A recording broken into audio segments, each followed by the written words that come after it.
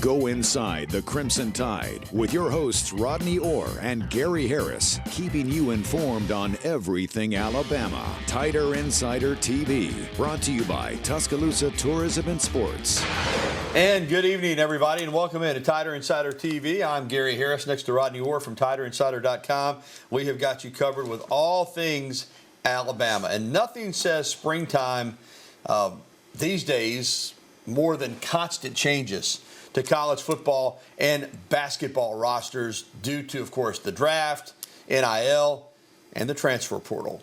Latest on Alabama basketball. Freshman forward Jaron Stevenson has entered his name in the NBA draft. Now, he did not make an announcement, but his name was on the draft pool. Now, he will, I'm told, more than likely just get feedback from NBA coaches and scouts and return to Alabama for his sophomore season.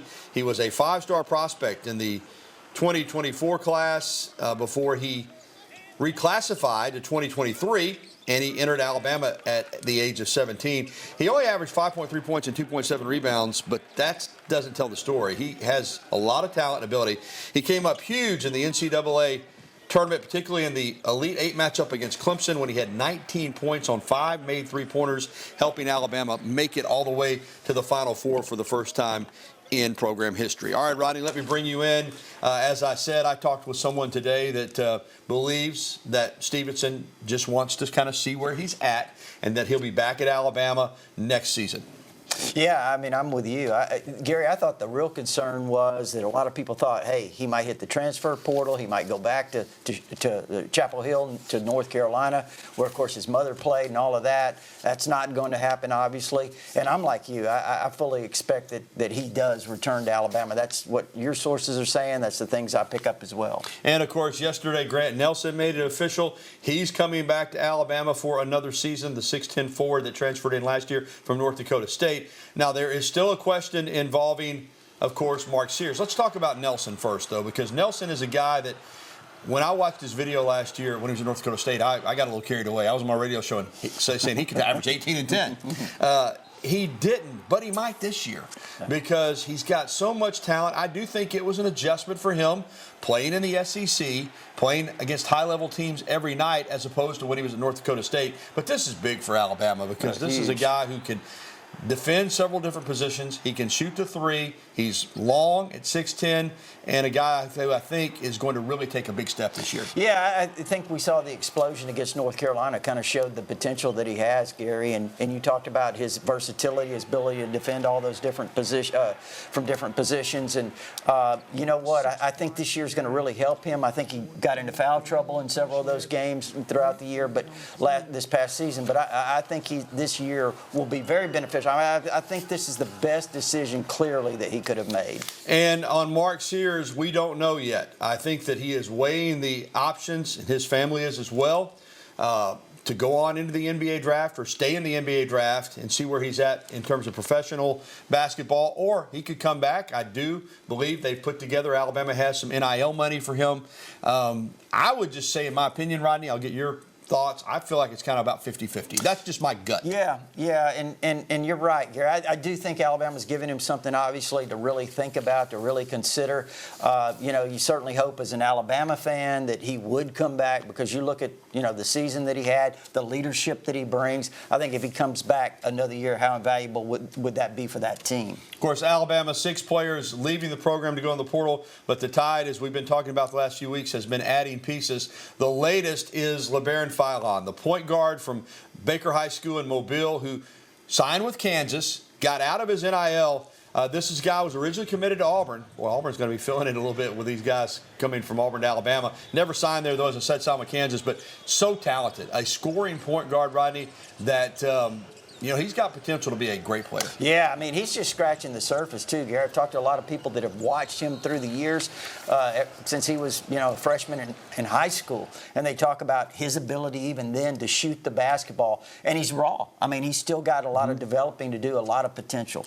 Philon was once committed to Auburn. Aiden Holloway, on the other hand, signed with Auburn and played a season for the Tigers. He is another point guard, a guy who really started the year out hot for Auburn. I don't know what happened. It went south. He had some comments that he was not happy at all with how it played out there.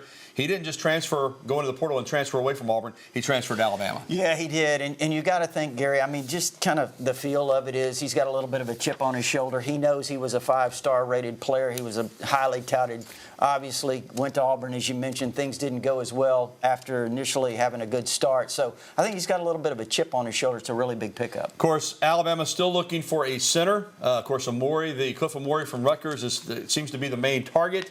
But there are others that they are involved with. I kind of think that's going to be the final piece for this roster. They're going to get a center. Now, which one it is, we'll have to wait and see. But when you look at who's coming back, Sears could still be added to the mix. Where do you see this Alabama team preseason? Top 5, top 10? Look, I think some people are saying number 1. I mean, really. Some people think that this team could, especially if they fill that center spot, like you said, they're going to. It's just a matter of who. It looks like this team could be definitely top 2 or 3. Yeah, the center from Kentucky that's in the portal, he's in the mix as well. All right, let's go from basketball to football. Alabama football, you lose some, you gain some. Alabama, we'll mention in a minute, lost a safety to the portal, but they got one as well in Cam Howard. Now, this is a kid that played at Charlotte last year, the 49ers. He had 38 tackles and 2 interceptions, and he is a guy who can come up and play the run. He's not the tallest guy, 5'11", 190 or so, Rodney, but he'll hit you. I'll be honest with you, I didn't know much about him, and then I saw he was coming to Alabama. I looked at some of the video. The biggest thing I noticed about him is he's not scared of contact, and he seems like he's a really smart football player. What do you know about him? Well, first of all, very instinctive. Like you said, Gary, smart, instinctive, all of those things. He played at a great high school program there, St. Francis in Baltimore. It's one of the nationally known programs. You don't play there unless you're a really good high school player, and got a lot of good experience. Here's a good tackler. Look at that open field tackle right there. But his versatility too, Gary. He can play corner, he can play slot, he can play safety. Again, where will they need him exactly? I don't know, but certainly the versatility that he brings will lend a lot to that secondary. So he's coming in. Peyton Woodyard is going out. Yeah.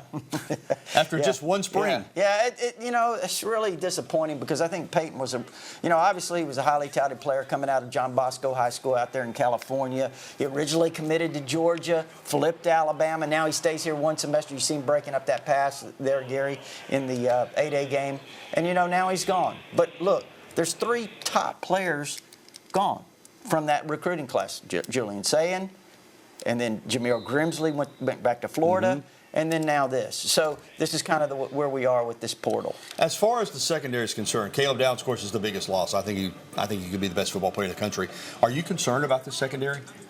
Well, look, I don't concerned.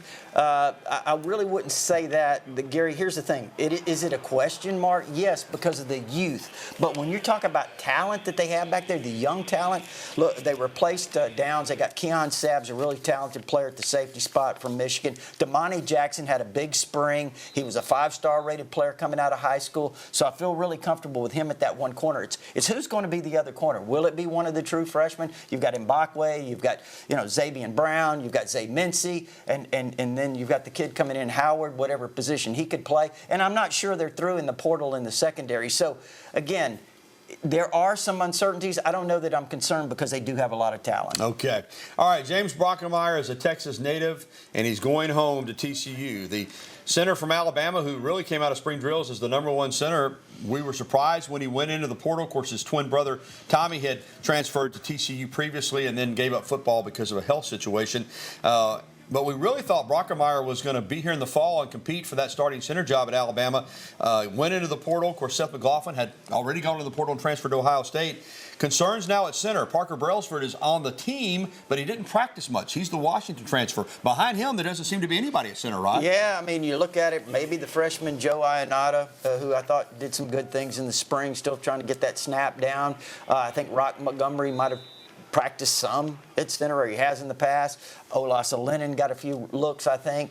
Maybe you go in the portal, Gary. I think just to get the numbers up on the offensive line, you may have to take a couple of guys. There are a lot that have entered the portal even today, offensive linemen. So it's going to be interesting. I know there was a kid from Buffalo, but don't forget, Mo Lindquist, secondary coach, was head coach there. He's familiar with this kid. He enters the portal today. He's played center. He's played tackle. We'll see. Obviously, Proctor's coming back in. Do you think it'll be 1, 2, maybe even 3 offensive linemen that Alabama might look to add from the portal? You know what? With Proctor coming back, I would at least take 2 more, Gary, because I think they went through spring with 12 on scholarship for the most part. I mean, it kind of fluctuated there a little bit because Brailsford, stepped out for the last several practices. But yeah, I mean, I think they need at least 2 to go with Proctor. But that's just me. Yeah, you see this with Alabama. But, Rodney, this is really the case around the country. Every program loses guys. They look to supplement those guys through the portal. Where does high school recruiting stand in all this now? Is it still more important than portal recruiting? Where does high school recruiting stand? Look, it's really important, but here's the thing. I mean, we just talked about it. You signed Julian Sayin. He's here for the bowl practice, and now he's gone to Ohio State. Grimsley left for Florida. And again, I get it. You had the transition with Saban, but, now Woodyard leaves. We're seeing this all over the country, Gary. I mean, I think you've got to be successful in both areas. It's just ongoing. It's ongoing. All right, still to come on Tider Insider Television. It's official. Nick Saban's last draft class. I guess we could call it his last draft class. As you know, I'm the coach at Alabama. He'll still have guys that he signed that will be drafted, but another big one for the Crimson Tide. And then Saban was a star on television too, man.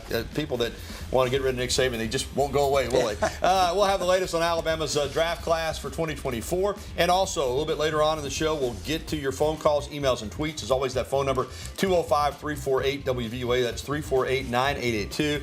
TITV at WVUA23.com is the email address. And we'll be right back with the only show that takes you inside the Crimson Tide, Tider Insider TV.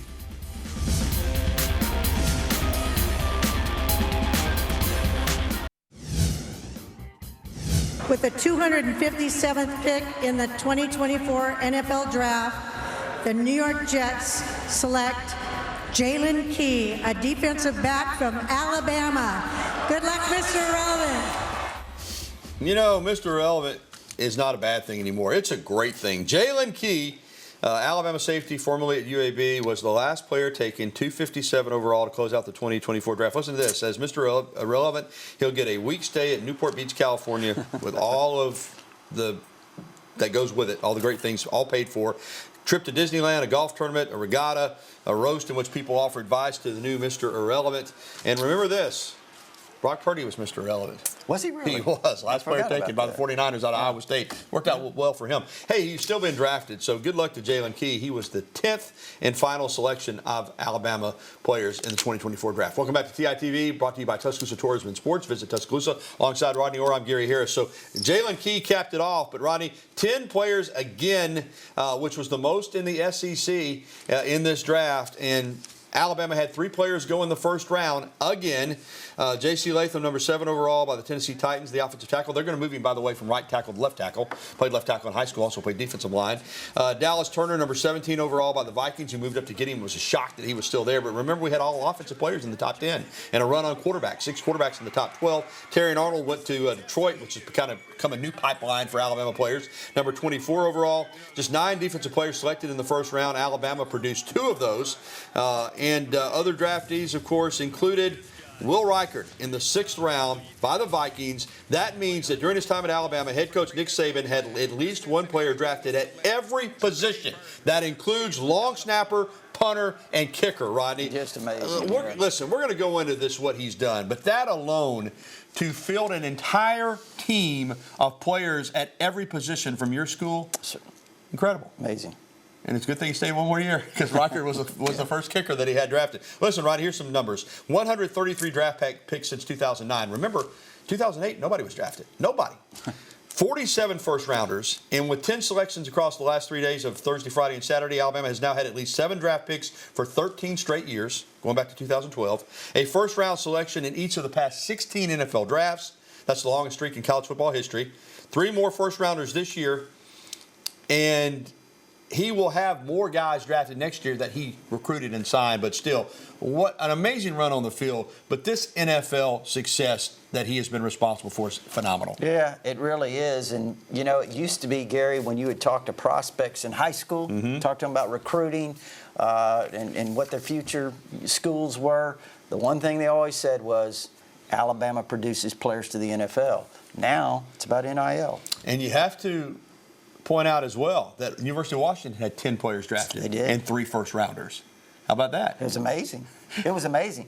And, you know, a lot of people say, and you know this, Gary, you heard it on your show, I'm sure, you know, a lot of people say, well, he didn't recruit those guys. Well, first of all, he did bring Penix over from Indiana, okay? Sure that was a transfer there.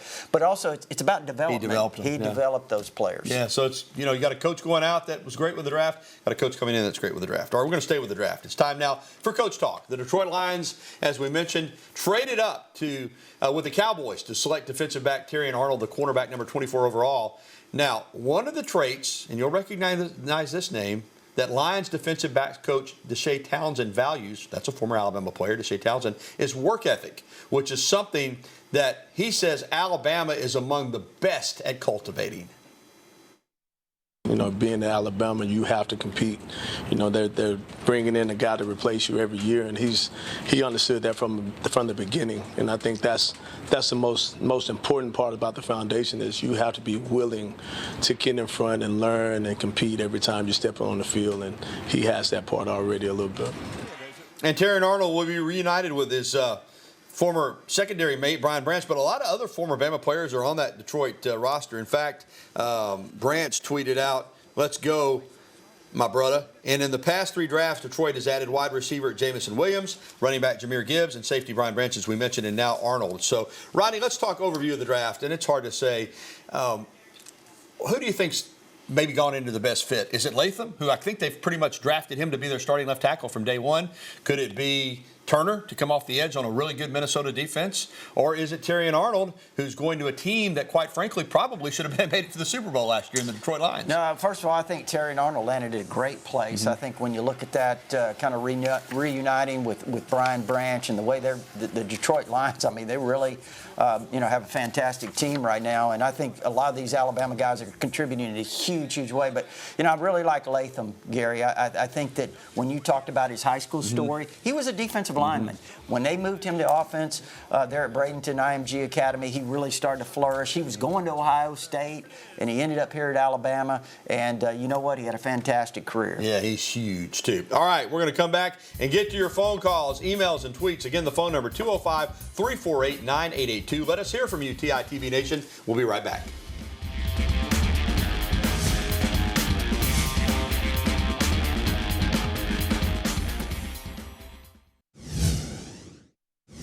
And welcome back to TITV. Let's get right out on the phone lines. And Caleb in Huntsville is first up tonight. Hey, Caleb. Hey, guys. Hubbardville, actually. I'm sorry, Caleb. Hey, Caleb in Hubbardville. I should know that by now. Go ahead.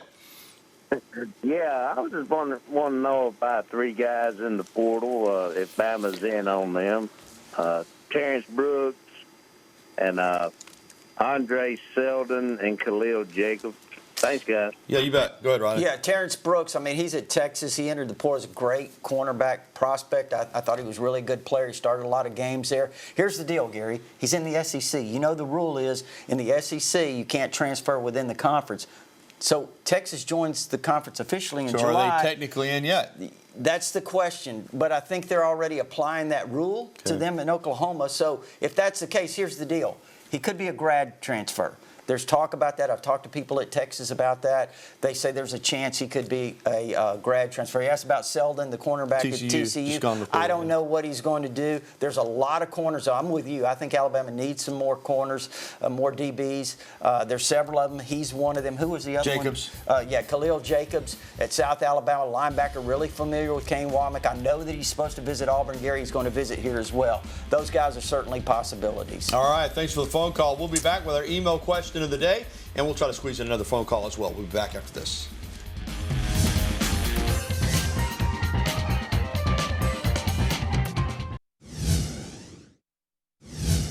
Gary Harris and Rodney Orr back with you on TITV. Let's get to our email question of the day. It's brought to you, as always, by KDM Service Corporation when it comes to heating and air conditioning. KDM Service Corporation serves your family like our family. Here is the question from Bubba in Tuscaloosa. I was impressed by Bray Hubbard in the 8A game. How do you think he'll fit into Kane Womack's defense? Braylon Hubbard, I was impressed with him too, Rod. I out of South Mississippi, was a great high school athlete.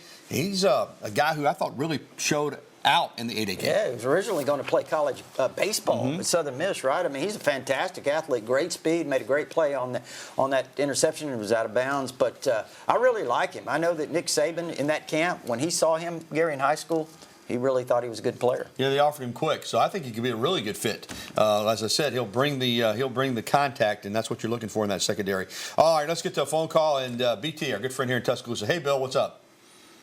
What's up, Gary? I'm doing fine.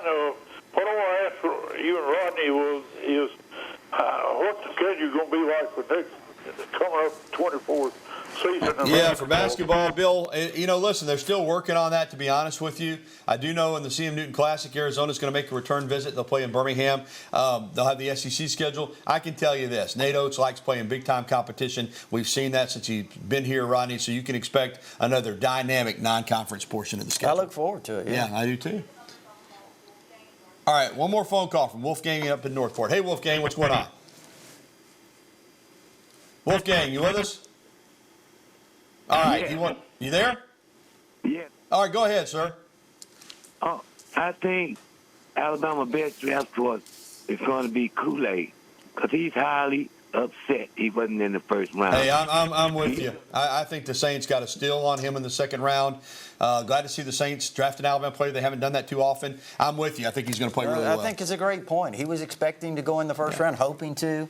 I agree with him. Thanks for the phone calls and email question of the day. We'll be back to wrap it up on a beautiful, hot evening in Tuscaloosa on a final day of April. Back after this.